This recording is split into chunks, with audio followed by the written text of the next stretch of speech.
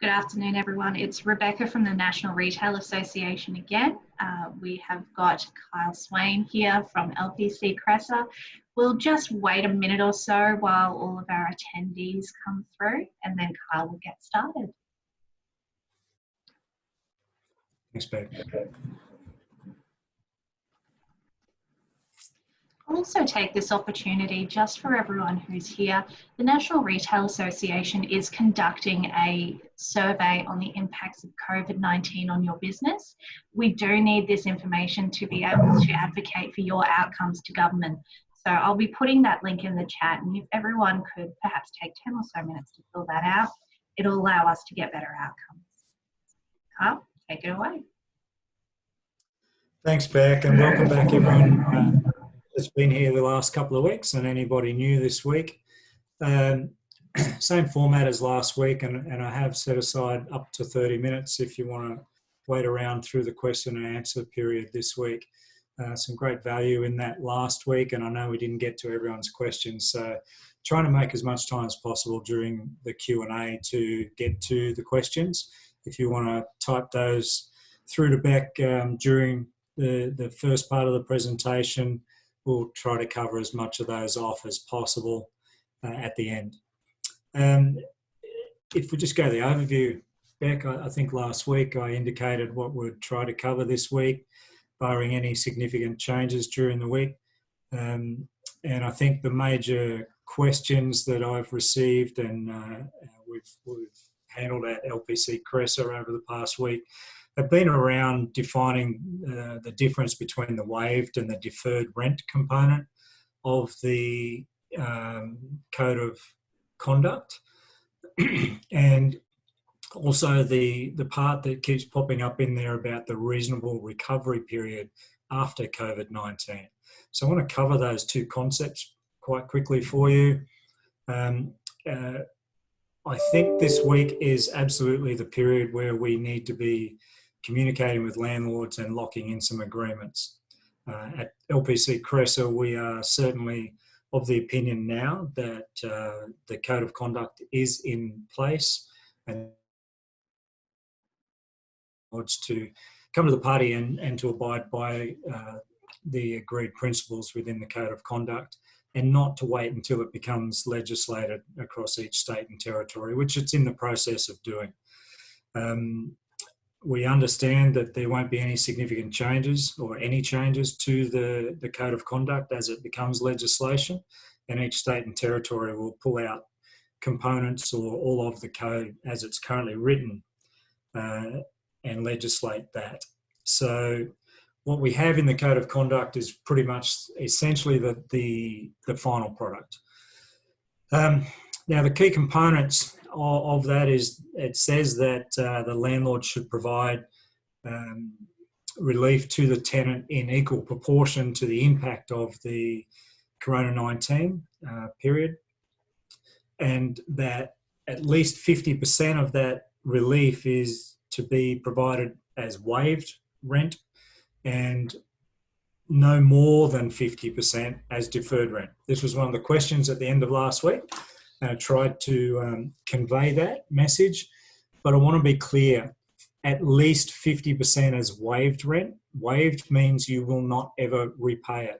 And we've actually had this clarified by the government in respect to waived, and it means never repaid, not during the lease term, not after the lease term, and actually not even if you default on the lease. It cannot be recouped by the landlord once it's been waived.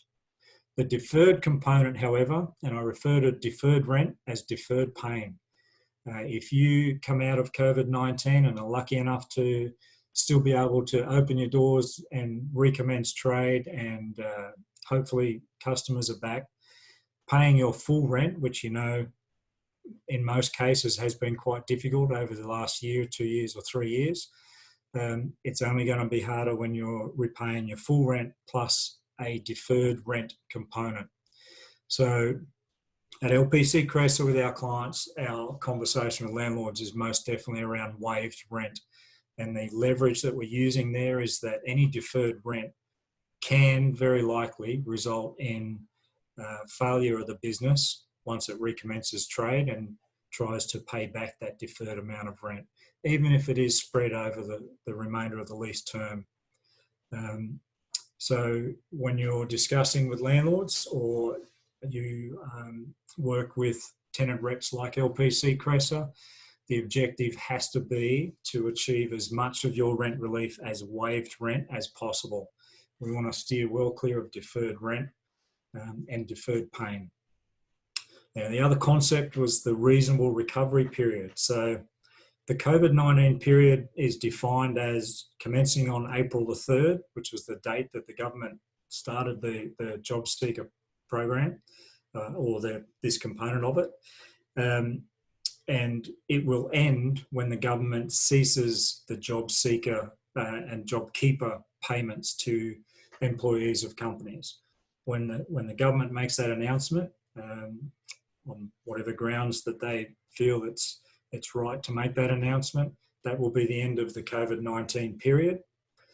And thereafter, you enter into a reasonable recovery period. That's understood because we don't expect suddenly your turnover to return to pre-COVID-19 levels. You're not instantly going to revert back to what you were turning over per month prior to that period. And there's got to be a recovery period, and there has to be some negotiation with the landlords on what rent you pay during that period. Again, representing our clients, we're pushing for turnover rents where that's appropriate. And in some cases, that may not be the best option. One of our clients yesterday indicated that turnover rent is actually not the best option, and a percent abatement is the best way to go, and that's how we went. So they're the two key concepts I wanted to convey this week. And what we're going to look at next week is that last point. And if you just go to the next slide, Beck, we'll cover off next week, barring any major announcements or changes in the situation over the next week. We'll cover off what the post-COVID-19 trading conditions are going to look like, what market rents might do for lease renewals and new leases, and what sales and turnover is likely to be compared to pre-COVID-19. We want to try to prepare as best as possible for the post-COVID-19 period and the full lease cycle beyond that, and then looking at the next lease cycle to position retailers in the best possible position for that period and to thrive in that post-COVID-19 era. So on that basis, hopefully that gives you some understanding of what conversations you need to be having this week, or perhaps influences you a little bit in terms of wanting to seek some specialist assistance to cover those aspects with a landlord. You can certainly go to our website and get more information around this, or contact us at Lpc Cresa for more detail. We might go straight to Q&A if you've got some questions there, Beck. Fantastic. So yes, we've got one question so far. So everyone, please feel free to type your questions into the Q&A panel. We're here to help you. So please, use this opportunity now. Kyle, our first question, is JobKeeper a prerequisite to rent relief? Reason I ask is because the landlord sees this as a cost saving on payroll cost, which is really not the case. Then there's a second part. Also, my shop is in the middle of sale process, which is now on hold due to COVID. But obviously the new owner is not likely to be eligible for JobKeeper and in turn rent relief if a prerequisite. Okay, two quite challenging concepts. So the first component was that the landlord sees that as a savings on operating costs, which has nothing to do with rent and has nothing to do with the code of conduct, mandatory code of conduct, and the processes around that. So my suggestion is we would certainly ensure that you are enrolled and registered on the ATO website for the JobKeeper program. You can register without finalising that, without providing your BAS statements or anything to prove eligibility. But you need to register and advise your landlord that you believe you are eligible under that program and therefore covered by the Code of Conduct, and as such the landlord is compelled to enter into good faith conversations, negotiations with you in order to provide rent relief in equal proportion to the impact on your business from COVID-19. So that's the process that I would follow. Your savings in terms of operating costs have nothing to do with that. And certainly most landlords would want to see that you've done everything possible to access the government initiatives, the government support processes, and manage your operating costs before you seek assistance from the landlord. So in my view and my conversations with landlords would certainly be offering that sort of information up front to provide assurance to the landlord that you're already doing everything possible to secure your business's future, and now you need the help of the landlord and utilising the mandatory code to seek that help. The second component, Beck, I can't quite recall, but it had to do with the sale of the business and that the potential assignee of the lease may not be eligible as yet. So there's grey area around that. Might need to have a look into that outside of this webinar, and I'm happy to send an email to that person and look into the impact of that and what advice we'd give a client in that respect. Certainly. So question asker, if you'd like to send through an email just to clarify, we can help figure that out after the webinar. Next, we've got a question from Troy. Which elements of the code are mandatory, which are optional? It's all mandatory. So the code as it's written has, I think, nine points that are the mandatory code. The rest of the document is around guiding principles and the principles upon which it's based. But the entire code is mandatory. So I'm not sure if you have a particular item that you've been told by a landlord is not mandatory, or where that comes from, Troy. I'd have to understand some context to that question to answer more specifically, but the mandatory code of conduct is mandatory. Thanks, Kyle. Next up, we've got Susan asking if we'll have a draft letter for retailers to send to shopping centre management. I'm not sure if they're referring to the NRA or Lpc Cresa. We certainly have documents that we use for our clients to represent them in our discussions with landlords. But it's such a fluid situation, and every case is quite different. So it's very difficult to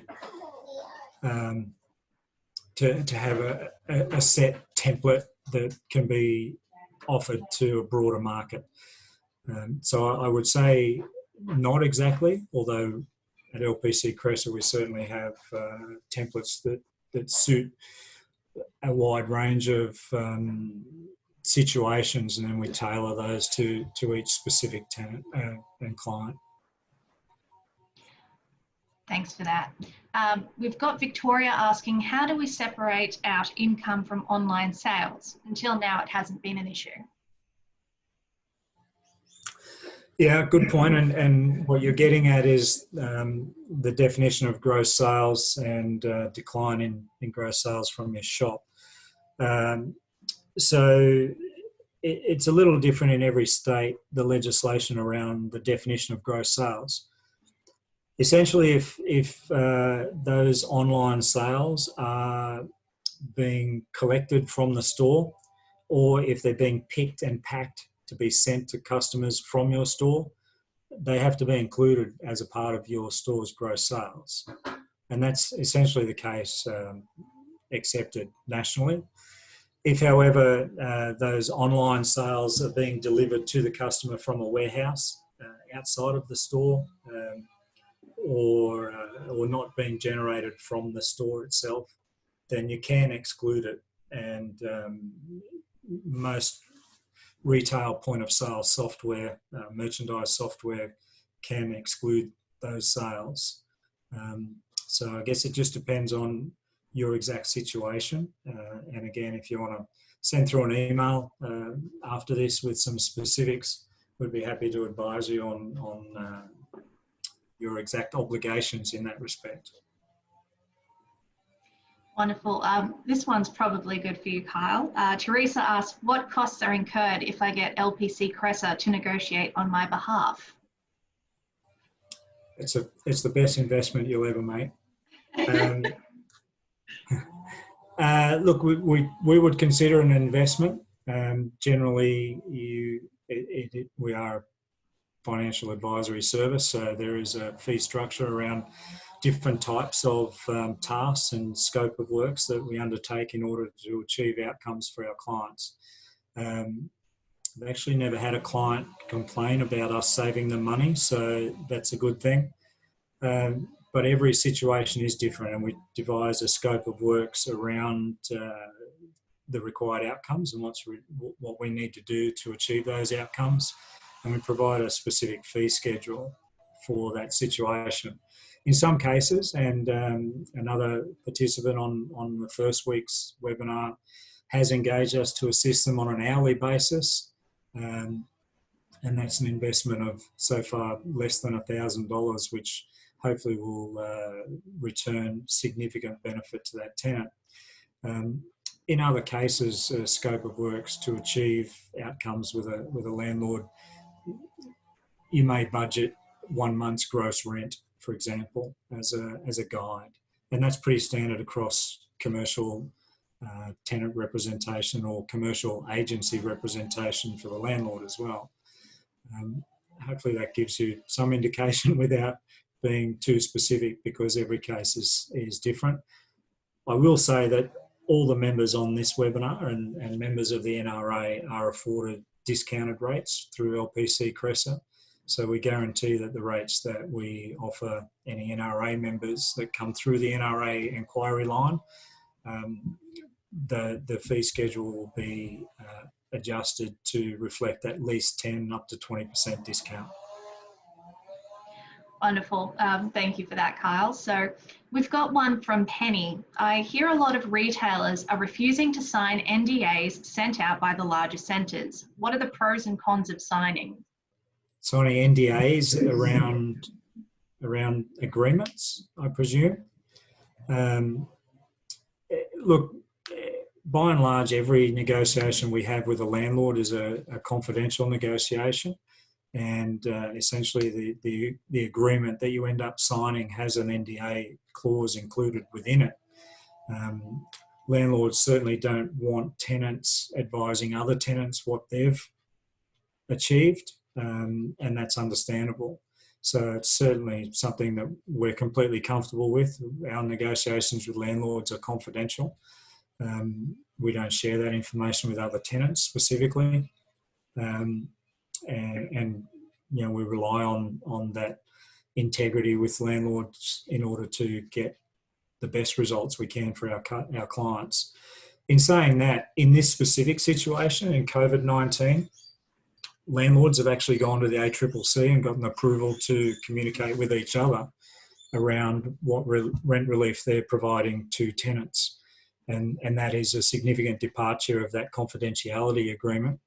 In that situation, if the landlord is not remaining confidential about the agreement, then I would be reluctant to sign a non-disclosure agreement with that landlord. So, Lovely. So from Katrina, when are we likely to see rent relief implemented? My landlord still refuses to negotiate, full stop. No, look, that's a question that's worth asking, because landlords should be providing rent relief now, and they should certainly be at the negotiating table now. The compulsory and mandatory code of conduct is in place right now. So they are compelled to act in good faith and negotiate in good faith. And as Scott Morrison said a number of times, code of conduct. We haven't had to test that as yet, because when it's been explained properly to landlords, then they've certainly interacted with us and our engaged with us on behalf of our clients so far. But they do need to understand that code of conduct is in place right now, and if you can provide information showing that you're eligible under that JobKeeper program, your turnover is under $50 million, you are covered and protected by the code of conduct, then the landlord does need to come to the table now and start those conversations. When it's actually paid, that will be based on the negotiation and the agreement that's entered into, because in many cases we'll be presenting information around potential loss, not actual loss. April hasn't happened yet, but we're going to be showing impact of COVID-19 based on 1 week of March and the first couple of weeks of April, and extrapolating out to potentially agree for the next 3 months. So some of it may be retrospectively, but if it's a financial issue, then certainly plenty of tenants have been withholding some rent or all rent.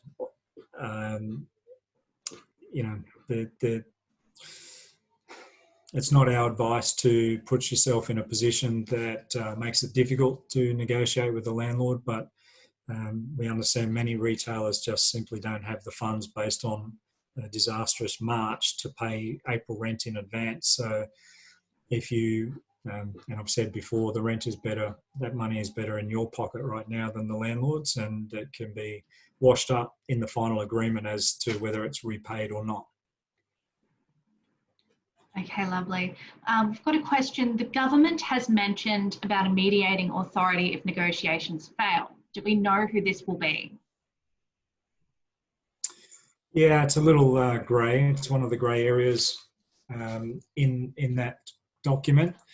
There's some communication right now between the peak bodies and the government on that exact clarification. So we might have to just hold tight on that. But if you do need to go to mediation to get a result, then it might be worth contacting us, and we'll pursue that through the NRA as to so the body that's going to oversee the code of conduct is still being established, and whether the mediation falls with that group or the state and territory tribunals like QCAT, NCAT, and so on, then it's a little unclear just at the moment, but there will be a mediation in place.